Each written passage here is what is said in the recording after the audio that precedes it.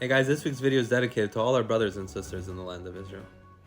We're beginning 2024 off with First Friday, so I can't wait to see a whole bunch of you tonight.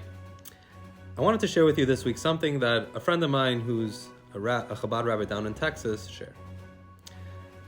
He said his friend runs an organization that does lots of good things, and the other day his friend was venting to him. He has all these great ideas, he's capable of doing them, but because he's so busy with day-to-day operations of the organization, he's never able to go for it. It would take too much time, too much money. And that got him thinking, like, how often do we want to do something good? We have a great idea and people tell us, you're not going to be successful, or we don't have the resources, the time, the money, and we get discouraged and we don't go for it. In this week's Torah portion, Parsha Shemot, we begin the second book of the Torah.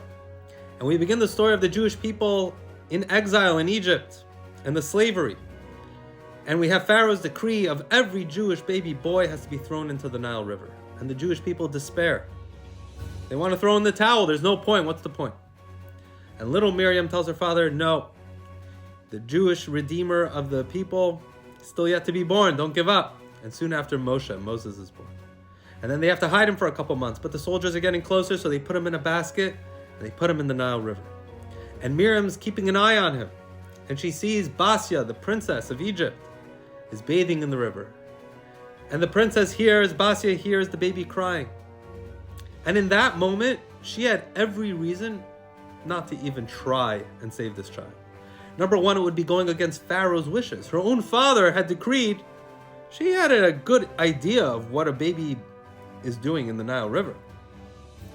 The other thing was she was just literally too far. Physics dictated that she was too far away to reach her.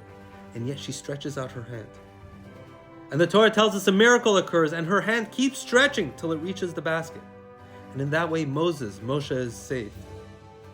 And ultimately, the Jewish people are redeemed. How often when we want to do something good and people tell us, it's not going to work. It's a good idea, but it's not going to work. And we don't go for it. We get discouraged. Be like Basya. Have the courage to stretch out your hand. And when you do, sometimes amazing things happen. Even if it doesn't make sense, learn from Basya, take the plunge. One more mitzvah, it's going to make a difference. Come on, it's just a little deed, like who cares?